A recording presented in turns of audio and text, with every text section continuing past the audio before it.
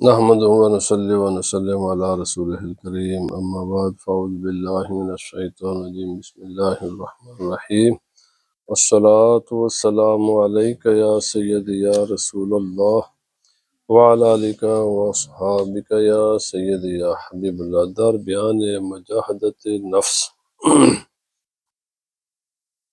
آج کا عنوان گفتگو ہے نفس کے خلاف جہاد کرنا، اور ایک حدیث پاک میں آتا ہے کہ جہاد دو ہیں، اور نفس کے خلاف جہاد کرنا یہ سب سے بڑا جہاد ہے، اور یہ مشکل کام ہے، انتہائی مشکل کام ہے، لیکن سب کامیابیاں اسی کے ساتھ اللہ تعالیٰ نے جوڑ دی ہیں، ملا دی ہیں۔ اللہ پاک نے فرمایا فَأَمَّا مَنْ خَافَ مَقَامَ رَبِّهِ وَنَهَى النَّفْسَ عَنِ الْهَوَىٰ فَإِنَّ الْجَنَّةَ هِيَ الْمَأْوَىٰ۔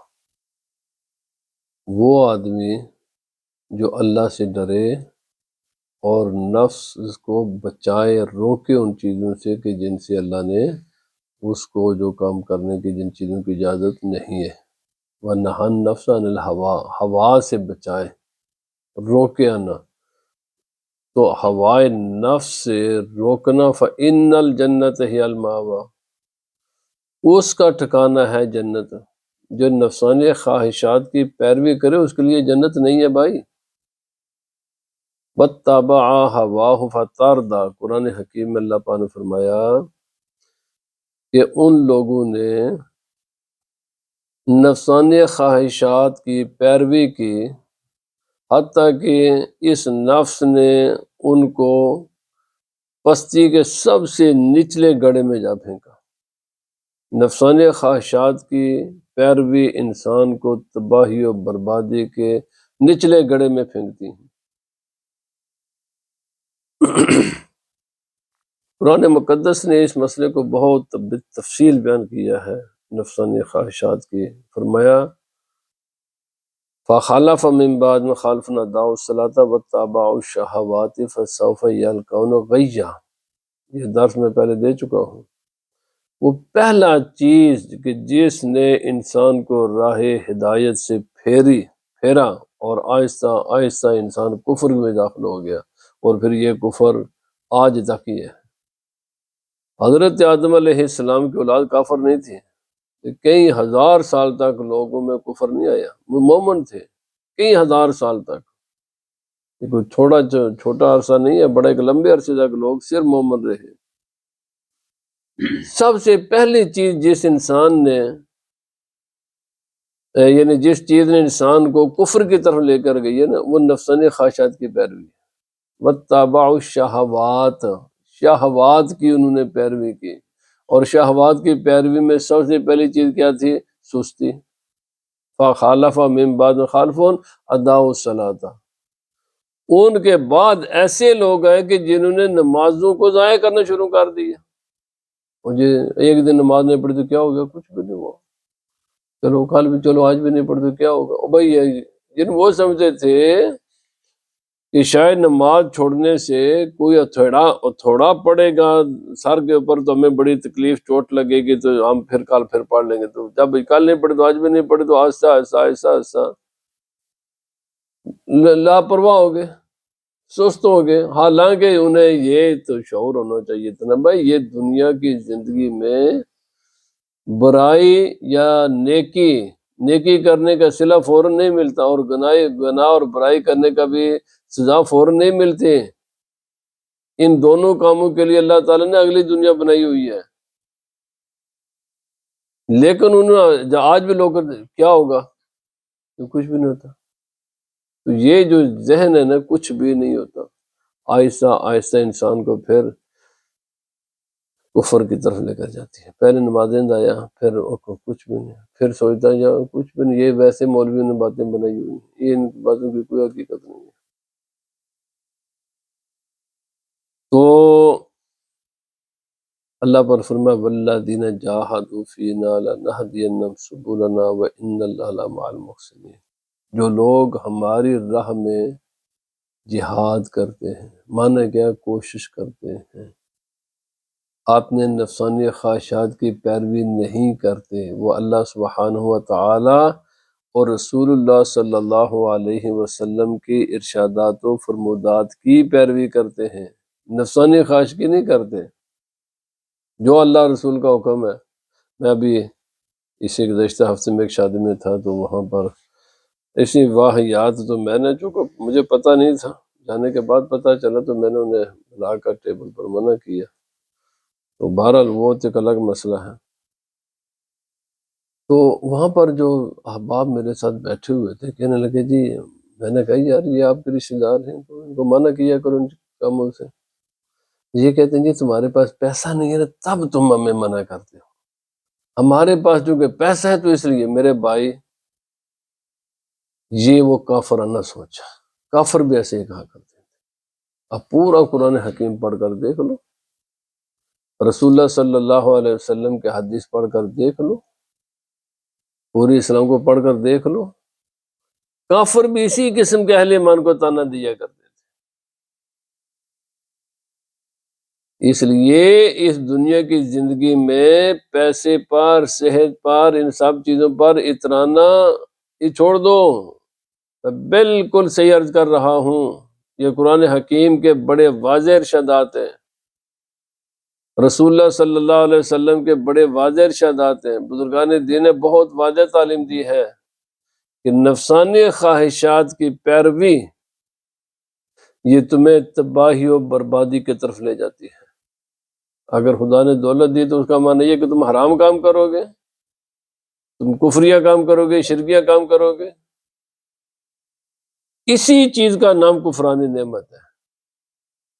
یہ جو نا فاذکرونی اذکرکم واشکروا لی ولا تکفرون، اس کا معنی یہی ہے کہ میرے نعمتوں کا شکر ادا کرو، میرے نعمتوں کی ناشکری نہ کرو۔ اگر اللہ نے دولت دی ہے تو اس کو حرام کاموں کے لیے نہ استعمال کرو، اگر صحت دی ہے تو اس کو حرام کاموں میں نہ لگاؤ، اگر خدا نے وقت دیا ہے تو اس کو حرام کام میں نہ لگاؤ۔ اس کا معنی یہی ہے۔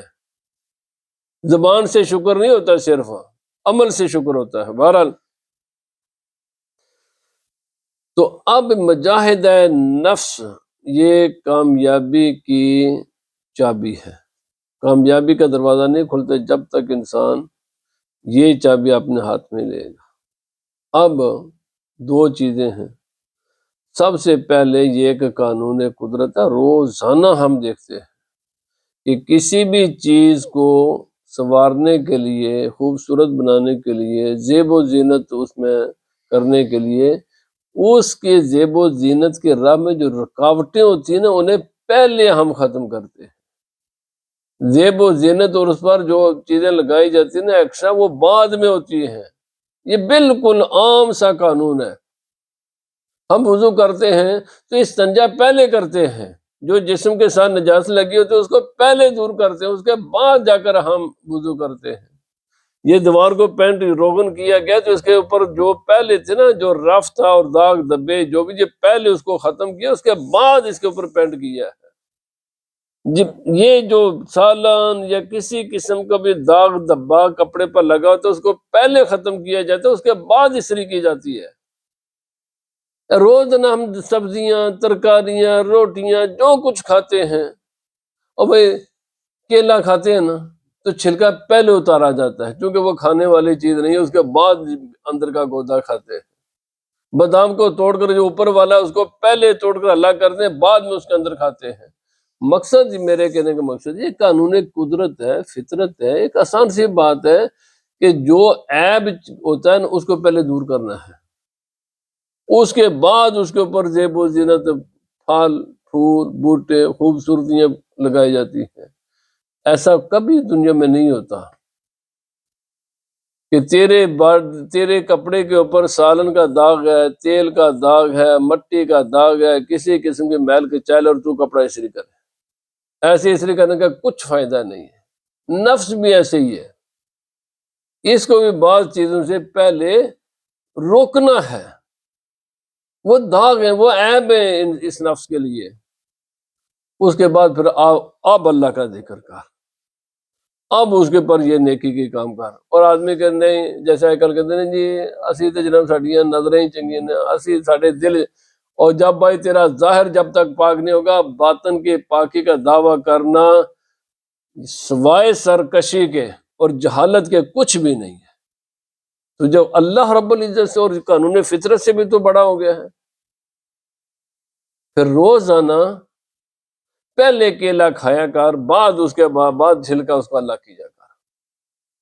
ایسا بازار سے جو کچھ لاتے ہو نا سبزیاں، پہلے پکا کر نہ اس میں سالن، اس میں مرچی، اس میں سب ڈالنے کے بعد نہ اس کے ساتھ جو زائد چیزیں ہوتی ہیں ان کو بعد اللہ کا کار۔ احمق انسان، صرف یہ دھوکا ہے اپنے آپ کو بھی لوگوں کو بھی۔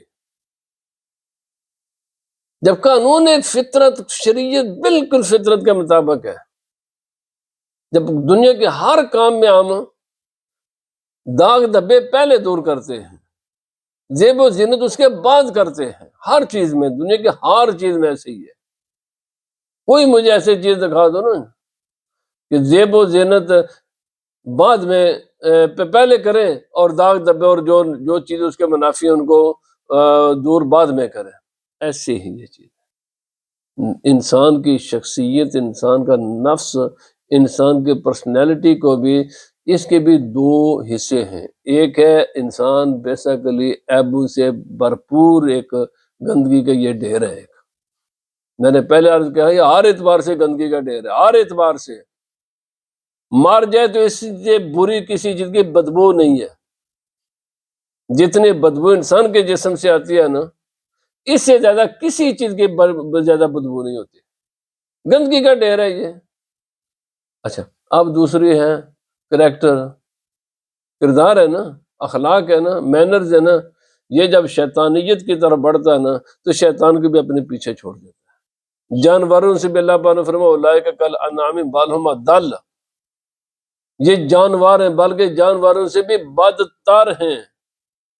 میں نے کئی بار یہ مسئلہ کیا ہے، سب سے بڑا طاقتور جانور جو ہے نا وہ شیر ہے، جس کی مثال دی جاتی ہے۔ کتنے جانوروں کو مار سکتا ہے؟ 2 4 6 10 کو، اتنے کو مارے گا نا۔ کبھی میں نے نہیں سنا کہ ایک شیر نے کوئی لاکھ جانوروں کو مارا۔ ایک شیطان انسان ہے، ایک ہوتا ہے، چند لمحوں میں لاکھوں کو مار سکتا ہے۔ یہ عراق میں کیا ہوا، افغانستان میں کیا ہوا، یہ لیبیا میں کیا ہوا، یہ سیریا میں کیا ہوا، کس نے مارا انسانوں کو؟ انسانوں نے مارا ہوا نا، مرنے والے انسان ہی تھے نا۔ ایک انسان شیطان ہو جائے تو ہزاروں جانوروں سے بھی یہ بدتر ہوتا ہے، شیطان سے بھی بدتر ہوتا ہے۔ اس سے برا کوئی کائنات میں نیک ہو تو فرشتوں کو پیچھے چھوڑ جائے، اور بد ہو تو شیطان کو یہ پیچھے چھوڑ جاتا ہے۔ اس لیے اس کی تربیت بڑی ضروری ہے۔ اب تربیت جو عیب ہے وہ میں بتانے لگا ہوں۔ مجاہدہ نفس یہ ہے کہ پہلے ان چیزوں کو کنٹرول کر، اس کے بعد تیری شخصیت میں نکھار پیدا ہوگا۔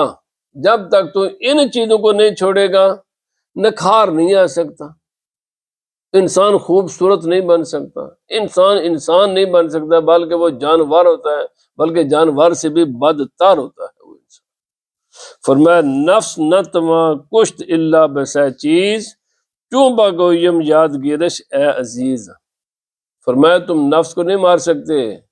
دنیا کے ہر مذہب میں نفس کشی کے طریقے ہیں، ہر مذہب میں۔ کوئی ایسا دنیا کا مذہب نہیں ہے جو یہ نہ سکھاتا ہو کہ اس نفس کو تم نے کیسے مارنا ہے۔ مارنے کا معنی یہ نہیں کہ کل کرنا ہے، مارنا یہ کہ یہ چیزیں اپنی ذات سے الگ کریں، کریکٹر سے الگ کرنی ہے، ان کو اپنے نفس کا حصہ نہیں بنانا۔ ہر دنیا کے مذہب میں، ہندو مت بھی یہ تعلیم دیتا ہے، بدھ مت میں بھی یہ تعلیم ہے، عیسائیت میں بھی ہے، یہودیت میں بھی ہے، اسلام میں بھی ہے، دنیا کے ہر مذہب میں یہ تعلیم ہے نفس کو کنٹرول کیسے کرنا ہے۔ تو جب یہ کامن چیز ہے، دنیا کا ہر مذہب اس کی اہمیت کو مانتا ہے، تسلیم کرتا ہے کہ انسان کو انسان بنانے کے لیے ضروری ہے اس کی تربیت کی جائے، اس کی شخصیت سے، اس کے کریکٹر سے کئی چیزوں کو الگ کیا جائے۔ تو فرمایا تم کبھی بھی نفس کو کنٹرول میں نہیں کر سکتے جب تک کہ 3 کام نہیں کرو گے۔ نفس مارنے کا معنی کیا ہے؟ یہ 3 چیزیں ختم کرو اپنی ذات سے۔ فرمایا یاد رکھنا میں بتانے لگا ہوں، اور یہ عامی انسان نہیں ہے. میں نے پہلے عرض کیا ہے شیخ فرید الدین عطار علیہ الرحمہ ورلڈ ایکسیپٹڈ اسکالر ہیں دنیا کے. جو چند وہ بڑے بڑے لوگ دنیا کے کہ جن کو پوری دنیا کے انسانوں نے مانا ہے کہ جو لوگ اپنے فن کے ماہر تھے، اور یہ تو ویسے بھی ڈاکٹر بھی تھے، یہ تو دونوں کے ماہر ہیں، یہ باڈی کے بھی ماہر تھے اور روح کے بھی ماہر تھے. فرمایا خنجر خاموشی و شمشیر جو، نیزہ تنہائی و ترک ہجو. یہ ہیں چیزیں. فرمایا پہلا چیز ہے خاموشی کا خنجر، زبان کو کنٹرول. جتنے گھروں میں یا کسی بھی جگہ پر فتنہ فساد لڑائی جھگڑا اور اقوام میں ملکوں میں سب کو جتنے بھی فتنے فساد ہیں نا، اس کی جڑ زبان ہے انسان. اسی لیے رسول اللہ صلی اللہ علیہ وسلم نے فرمایا شیطان کے خلاف سب سے بڑا ہتھیار جس ہتھیار سے شیطان ڈرتا ہے، فرمایا وہ زبان. وہ کہتے ہیں کہ انسان خاموش نہ ہو جائے، اس کو چپ چپ. یہ جو میڈیا ہے نا آج کے زمانے کا، یہ سب سے بڑا شیطان ہے، یہ سب سے بڑا شیطان ہے. اگر پازیٹیو نہ ہو، ہاں یہ ضروری چیز ہے. یہ بھی نہیں کہ بالکل میڈیا کا معنی اس میں جو جھوٹ مکر فریب دھوکہ بازی ہیں جھوٹ، یہ سب بھی چیزیں باہر، اس کو بھی منیمم یوز کرے. خنجر خاموشی تیرے ہاتھ میں ہونا چاہیے، خاموشی کا خنجر. شیطان پر سب سے بھاری خاموشی ہوتی ہے. شیطان کو جس چیز سے تکلیف ہوتی نہیں، یار یہ بندہ بولتا ہے کیوں نہیں. حدیث پاک ہے مشکوٰۃ شریف میں رسول اللہ صلی اللہ علیہ وسلم نے فرمایا، کئی چیزیں بیان فرمائی، اور ان کے بعد سرکار دو عالم وسلم فرمایا میں تمام چیزوں کا جو فائنل چیز ہے جو انسان کو یا تو جنت میں لے جاتی ہے یا جہنم کے نچلے گڑھے میں لے جاتی ہے، فرمایا میں وہ نہ بتاؤں، یعنی جیسے بڑھ کر کوئی چیز ہی نہیں ہے. جنت میں بھی یہ لے جانے والی چیز ہے، جہنم میں بھی یہ لے جاتی ہے. تو سرکار دو عالم صلی اللہ علیہ وسلم نے اپنی زبان اقدس کو اس طرح اپنے ہاتھ کے ساتھ پکڑا، اور سرکار دو عالم صلی اللہ علیہ وسلم میں یہ ہے اس کو کنٹرول کرنا ہے. صحابہ کرام نے عرض کیا یا رسول اللہ وسلم، یہ سرکار نے فرمایا یہ منہ کے بل جو جہنم میں انسان گرایا جائے گا نا، اس کا سب سے بڑا سبب انسان کی زبان ہوگی. سب سے بڑا سبب جو جہنم میں لے جانے، کل میں پڑھ رہا تھا 80% جہنم میں جانے کے جو سبب ہے نا، وہ جسم کا حصہ کون سا ہے؟ وہ یہ زبان ہے. آج بھی آپ ریسرچ کر کے دیکھ لیں. نبی سے فرمایا المسلم من سلم المسلمون من لسانہ و یدہ، مسلمان ہوتا ہی وہ ہے کہ اس کی زبان کے اشارے سے اور اس کے ہاتھ کے اشارے سے دوسرے انسان محفوظ رہے. زبان کو کنٹرول میں رکھنا، اس کی پریکٹس کرنی ہے. دوسرا شمشیر جوع، بھوکھا. بھائی آج کے کھانے کی ویسے بڑی فراوانی ہے، اور آج کل تو ایسے کمال قسم کے کھانے مارکیٹ میں آ گئے، ایسے لذیذ کھانے آ گئے کہ انسان چلو اگر کھا ہی لیا، پہلی تو کوشش ہے کہ ان کو بہت دلچسپی کے ساتھ بڑی خوشی کے ساتھ نہ کھائیں. بات ٹھیک ہے، اللہ کی نعمت ہے ہم نے کھا لی. نبی پاک صلی اللہ علیہ وسلم نے کبھی بھی نہ کھانے کی تعریف کی ہے، نہ کھانے میں عیب نکالا ہے. دونوں کام نہیں کی، تعریف بھی نہیں کی، عیب بھی نہیں نکالا. جو مل گیا وہی ٹھیک ہے. آج تو بغیر اور بلکہ آج میں کہتا ہوں یہ جو آج کا زمانہ جس میں ہم زندہ ہیں، یہ جو قرآن پاک میں نا من و سلوہ، انہوں نے صرف 2 کھانے اللہ پاک نے نازل کیا، اور انہوں نے اس کی نافرمانی کی اور ناشکری کی تو اللہ نے پر عذاب نازل کیا. اگر انسان غور و فکر کرے تو آج اس زمانے سے بھی 1000 گنا بہتر زمانہ ہے. بھائی انہوں کے تو 2 کھانے ملتے تھے نا ایک قسم کے، آج تو 1000 قسم کے کھانے موجود ہیں اور فری میں ملتے ہیں. کتنی محنت ہم کرتے ہیں، تھوڑی سی معمولی سی میں، بلکہ بہت سے تو ویسے بینیفٹ پا رہے ہیں، وہ فری کے کھانے کھاتے ہیں، کچھ بھی نہیں ہے انہیں. اگر کھانا اللہ دے دے تو پھر خدا کا شکر گزار بنے. جب آپ کو بلا محنت ملا تو آپ سارا وقت اللہ کی عبادت میں لگائے نا. نیکی کے کاموں میں پھر وہ لگائے۔ اور نیزہ تنہائی تیسری چیز ہے، لوگوں سے الگ تھلگ رہنا، لوگوں سے الگ تھلگ۔ حضرت سفیان ثوری رضی اللہ تعالیٰ عنہ آپ نے فرمایا، کوئی بھی میں نے جب بھی کسی انسان کے ساتھ ملا ہوں تو مجھے آخر کار اس کے مذمت ہی کرنی پڑی ہے۔ جب آپ، کیونکہ ہر انسان میں کمیاں تو ہی ہے نا، آپ کو روکنا پڑے گا۔ میں نے ابھی عرض کیا، وہ میں نے کہا انہوں نے آج نہیں سی گل کرنی تھی، میں کہڑے ویلے کردا جدوں مینوں نظر آئے تو کرنی سی۔ میں نے کہا یا اللہ کے بندے، یہ تو نے کیا کیا ہے؟ حرام کام کرتے ہو شادی میں، اگر یہ کرنا تو ہمیں بتا دیتا، ہم آتے ہی نہ، ہمارے آنے کے بعد تو نا یہ کام کرو اس قسم کے۔ تو حج آج بات نہیں تھی، میں نے کہا آج ہی کرنی تھی نا جب میں نے دیکھا ہے، ویسے تو پھر میرے در سن لیا کرو، میں تو جنرل بات کرتا ہوں۔ ہاں تو میرے پیغام تو سب کے لیے ہے نا، تو اسپیسیفک تو تب کریں گے نا جب کسی میں کوئی چیز دیکھیں گے۔ تو بات یہ ہے کہ حضرت سفیان ثوری آپ فرماتے ہیں، میں نے جب بھی کسی انسان سے ملا ہوں آخر مجھے اس کے مذمت دی، کیونکہ اس میں انسان میں عیب نظر آ ہی جاتے ہیں، جب آئیں گے تو آپ کو زبان پر نہ بھی کہہ سکے تو دل میں برا ضرور سمجھ گئے، یار یہ کیا انسان ہے۔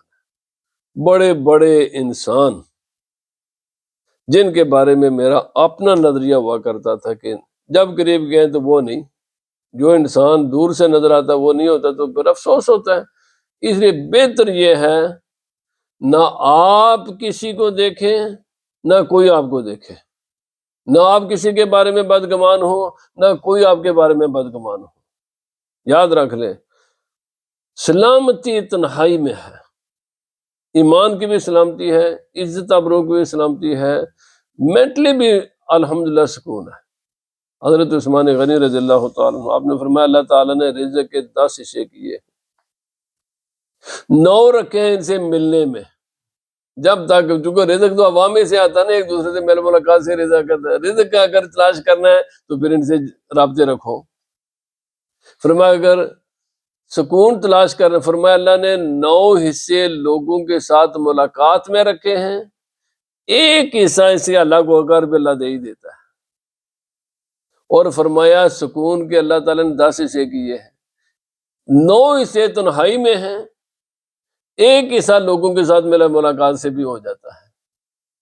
مقصد یہ آپ نے فرمایا دولتیں ہیں 2، یہ کہ دنیا کا مال یہ ملے گا ان سے ملا ملاقات ہی سے، ایک ہے دل کا سکون، یہ ملے گا ان سے الگ رہنے میں۔ اب فیصلہ تم نے کرنا ہے کہ سکون چاہیے یا دنیا کی دولت چاہیے، ہے دونوں میں سے ملے گا ایک۔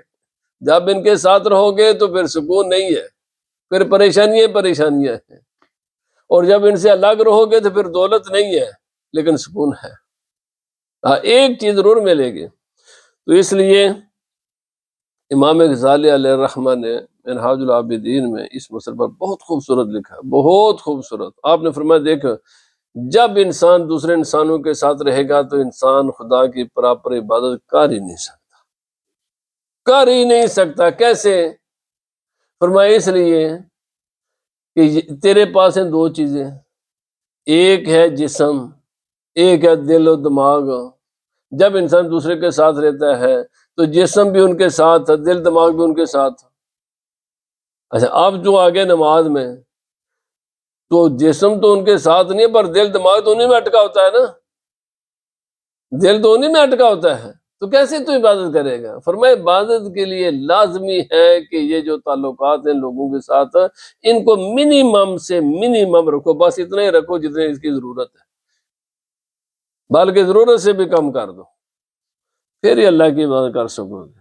ورنہ تم یہ کہو کہ جناب ہم ان کے ساتھ بھی رہیں اور اللہ کی عبادت بھی پراپر کر لیں، اور جب نماز میں کھڑے ہوں تو ہمیں خیالات بھی نہ آئے، تو یہ نہیں ہو سکتا یہ نہیں ہو سکتا۔ ایک وقت میں ایک ہی کام ہوگا، یا تم اللہ کی عبادت کرو گے یا مخلوق خدا کے ساتھ رہو گے۔ اگر مخلوق خدا کے ساتھ ہو تو پھر عبادت نہیں، اگر عبادت ہے پھر مخلوق خدا کے ساتھ نہیں، کیونکہ نماز میں تو ویسے بھی سارے تعلقات توڑنے پڑتے ہیں۔ فرمایا و ترک ہجوع، فرمایا اور کیا ہے، نیند کو کم کرو۔ اچھا نیند آتی کدھر سے ہے؟ نیند آتی زیادہ کھانا کھانے سے۔ جب کھانے پر انسان کنٹرول کرے گا تو خود بخود ہی کم ہو جائے گی. ہر کرا نب ود مرتب این صلاح نفس او ہرگز نہ یاید با صلاح. فرمایا یہ ترتیب ہے، یہ اس آرڈر کے ساتھ یہ اسلحہ رکھنا ہے. پہلا اسلحہ ہے خاموشی کا، دوسرا اسلحہ ہے بھوک کا، تیسرا ہے تنہائی کا، چوتھا ہے بیداری کا. اس ترتیب کے ساتھ رکھو گے تو بالکل نفس ٹھیک ٹھاک ہو جائے گا. اگر اس آرڈر میں کمی بیشی کی تو پھر نفس میں خرابیاں آئیں گی. نفس پھر بندہ کسی میں سب کچھ کرا تو میں بڑا چنگا، وہ ہزار دفعہ آگنا چنگا اپنے آپ کو. آپ کہتے رہے میں اچھا ہوں، آپ اچھا بن ہی نہیں سکتے. کیسے بنیں گے؟ کیسے بنیں گے؟ بن ہی نہیں سکتے. آدمی اچھا بنتا ہی ان چیزوں سے ہے. آپ فرماتے ہیں بار توکل گر بواد فروزیت حق دہاد ماند مرغاں روزیت.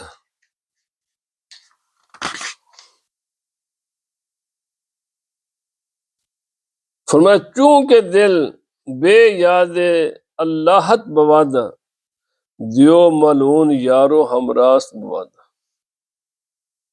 جب انسان مخلوق کے ساتھ ہوگا نا اور باقی کھانا پینا انہی کاموں میں لگا ہوگا نا تو فرمایا انسان کا دل اللہ کی یاد سے خالی ہو جاتا ہے. دل لگ جاتا ہے ان چیزوں میں، کھانے کا خیال، فلانے کے گھر جانا ہے، فلانے کے گھر جانا ہے. میں نے زندگی میں دیکھا، میں آپ کو ایک اور بات جانوں، یہ جتنے بڑی بڑی برادریاں والے ہیں یہ رحمت بھی اور یہ زحمت بھی ہے. یہ دونوں چیزیں ہیں. دنیا کے اعتبار سے دیکھیں تو بڑی برادری رحمت ہے، جنازے بڑے بڑے ہوں گے، سب کچھ ہوں گے، لیکن ان سب کو میں نے ان کے بچے جاہل دیکھے. جتنے بڑی برادریوں والے نے کوئی 100 میں سے ایک ہوگا ان کی اولاد بڑی ہوئی ہوگی، ان کے سب بچے جاہل ہوتے ہیں. جتنی چھوٹی برادریوں والے ہوتے ہیں نا ان کے سب کے بچے اچھے اچھے پڑے ہوتے ہیں. وجہ کیا ہے جی؟ یہ نہیں کہ بچوں میں ٹیلنٹ نہیں ہے، ذہانت ہوتی ہے، لیکن ان کی مصروفیات اتنی ہوتی ہے. آج اس کی شادی ہے، آج اس کے گھر بچہ پیدا ہو گیا ہے، آج فلانا میرے گھر میں آ رہا ہے، آج فلانے گھر موت ہو گئی ہے. وہ بچے اور بچے کے ماں اور بچے کا باپ اتنے آکوپائیڈ ہوتے ہیں کہ وہ بیچارے تعلیم پر توجہ دے ہی نہیں سکتے، جس کا نتیجہ یہ ہوتا ہے کہ یہ بہت کم ایسے ہیں کہ بڑی برادریوں والے لوگ پڑے ہوئے. اس کی نسبت جو چھوٹی برادریوں والے ہوتے ہیں نا، کیونکہ ان کی ایکٹیویٹیز بہت محدود سی ہوتی ہیں اور وہ پورا فوکس کرتے ہیں تعلیم پر اور وہ کامیاب ہوتے ہیں. فرمایا جب تیرا دل اللہ کی یاد کے بغیر ہوگا نا تو دل تو ایک ایسی چیز ہے، دماغ ایک ایسی چیز ہے، یہ ہر وقت کام کرتے ہیں. یہ صرف اس وقت کام نہیں کرتا، دماغ نہیں کام کرتا جب سویا ہوا ہوتا ہے انسان. جاگتا انسان کبھی آپ نے دیکھا یہ کام نہ کر رہا ہو، آپ کچھ بھی نہ کریں پھر بھی یہ کام کر رہا ہوتا ہے. اور دل سوتے میں بھی جاری رہتا ہے. دل جب جاگتا ہے تو تمام انسان کا جسم انسان کے کنٹرول میں ہے، دل انسان کے کنٹرول میں نہیں ہے. بس دیکھو نا یہ ہاتھ ہے، میں جیسے مرضی اس کو استعمال کر لوں، سب چیزیں. دل کی حرکت بھی انسان کے کنٹرول میں نہیں ہے. کوئی آدمی میں ہوں تھوڑا جا رش کر لگا تو دل کی حرکت بند کر سکتا کوئی انسان؟ دل کی حرکت بھی انسان کے کنٹرول میں نہیں ہے. اور دل کے اندر جو دل ہے نا حقیقی، وہ بھی انسان کے کنٹرول میں نہیں ہے. اسی لیے نبی پاک صلی اللہ علیہ وسلم فرمائے بھائی سب سے بڑا مفتی تیرا اپنا دل ہے، کیونکہ دل پر انسان کا اپنا کنٹرول نہیں ہے. اسے پوچھ لیا کر مفتی سب سے بڑا تیرا دل ہے. درس لمحہ ہو رہا ہے. تو اس لیے جب اس دل میں خدا نہیں نہ ہوگا تو کسی نے تو آنا ہی ہے، تو پھر شیطان ہوگا. اسی لیے کہتے ہیں نا دل دماغ ایک بیکار انسان کا کارخانہ ہے شیطان کا. جو لوگ فری ہوتے ہیں نا یہ سب سے زیادہ شیطان ہوتے ہیں. کیوں؟ واقع پارٹ جب نہیں ہوں گے کس کا کام نہیں تو پھر شیطان. تو یا تو پھر اس وقت کو اللہ کی یاد میں گزارو، اگر یہاں اللہ کی یاد نہیں ہے تو پھر شیطان نے تو دماغ میں آنا نا، کسی نہ کسی نے اس پر قبضہ کرنا ہے، یا کو خدا کو. چلو اہل دنیا چوں زر سیم آیدش لکمہ ہے چرب شیریں بایدش. دنیا والوں کے پاس جب سونا چاندی دولت آتی ہے نا تو پھر کہتے ہیں یہ کھانا آج نہیں ہے، یہ کھانے کیوں اچھے ہیں؟ دولت کی وجہ سے، دولت کے فراہم۔ پھر وہ سب سے پہلا توجہ کس پر دیتے ہیں؟ یعنی اچھے اچھے کھانوں پر، اچھے اچھے کھانے، مرغن غذائیں۔ یہ جتنی دولت جیسے آئی ہے تو کتنی قسم کے یعنی مارکیٹ میں کھانے آ گئے ہیں، اور کیسی کیسی دنیا میں جناب کمپنیاں، اور دنوں میں یہ دنیا میں بڑی بڑی یعنی ملٹی ملین کمپنیاں بن جاتی ہیں۔ کیوں؟ دولت۔ جب انسان کے پاس دولت آتی ہے تو پہلا کام وہ کھانے کو کرتا ہے، کھانا ذرا اچھا ہونا چاہیے۔ ہر کے او در بندے سیم و زر بود، در عقوبت عاقبت مدتر بود۔ جو بھی آدمی سونے چاندی دولت کی فکر میں لگا رہتا ہے نا، لگا رہتا ہے، پتہ ہی نہیں ہوتا کہ حتیٰ کہ موت آ جاتی ہے۔ وہ اسی فکر میں ہے، صبح اٹھا دکان کھولنی ہے، رات بس صبح شام ایک ہی خیال ہوتا ہے۔ بلکہ میں نے تو دیکھا تین میں ہوں یار اللہ، میں ایک جگہ گیا تو فون تو دو ہے نا، ایک اس کان کے ساتھ لگایا ہوا، ایک اس کان کے ساتھ لگایا ہوا، اور تیسرا اس نے ہاتھ میں رکھا۔ میں کہا کمال ہے یار، اچھا ویسا میں نے ماہر آدمی نہیں دیکھا۔ وہ فون پر ایک ادھر سے بات کر رہا ہے، اس کو بھی جواب دے رہا ہے، اس کو بھی جواب دے رہا ہے، اس کے ساتھ بھی باتیں کر رہا ہے۔ میں نے جی اللہ، اور یار دولت کے پیچھے اس قدر کے اللہ نے کان بنائے دو، ایک بنائی زبان، ایک بھی فری نہیں ہے۔ دو کان بھی آکوپائڈ ہے، زبان بھی آکوپائڈ ہے۔ اتنا ہو جاؤ کیا ہو یا ہو جا، بس صرف دولت کے پیچھے، دولت کے پیچھے، دولت دولت دولت دولت دولت۔ انسان کو خبر ہی نہیں کہ اچانک موت آ جاتی ہے یا موت۔ اور یہ جب مرتے ہیں نا، انتہائی بری موت مرتے ہیں، انتہائی بری موت ہوتی ہے۔ کیوں؟ او لکھاں دی کوٹھی تے چھوڑ چلیا، بزنس چھوڑ چلیا، اے سارا ویسے ہی شدہ چھوڑ چلیا، سب کوئی جتے چلے اسے کوئی تیاری نہیں۔ اور کسی فقیر نے بابا انہیں کہ بادشاہ نے پوچھا نا فقیر سے کیسے، انہیں کہا کچھ تجھ سا کوئی تجھ سے بہتر۔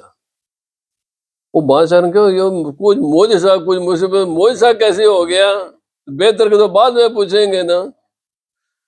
انہیں کہ مجھ سا کیسے، انہیں کہ سویا تو بھی ہے، سویا میں بھی ہوں۔ سوتے میں نہ تجھے کسی چیز کی خبر ہے، نہ مجھے کسی کی خبر تھی، مگر فرق یہ کہ جب آنکھ کھلتی تھی نا تو سوچتا تھا یہ بادشاہ کو لینے کے مارشل لانا لگ جائے۔ میں سچی بات ہے ساری رات سویا، مجھے کوئی فکر نہیں ہے کہ یہاں سے کو اٹھائے گا تو دوسری جگہ جا کر لیٹ جاؤں گا۔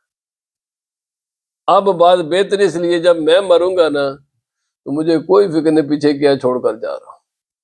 جے تندور تے زمین وہ قبر دی تے وہ میرے واسطے برابر ہی ہے۔ تو مریں گا نا تینوں بڑی تکلیف ہوگی، تا چھوڑ کے دیرا مٹی بھی چلیا، جانا تو اتنے ہی ہے نا، وہاں برابر ہو جاتے ہیں۔ فرمایا میں بہتر اس لیے کہ جب میں جاؤں گا نا تو جس قسم کی دھرتی پر میں آج سوتا ہوں نا، میرے لیے ایسے ہی وہ بھی ہے، یہ بھی خاک ہے وہ بھی خاک ہے، مجھے تو پرواہ ہی نہیں ہے، تکلیف تجھے ہوگی۔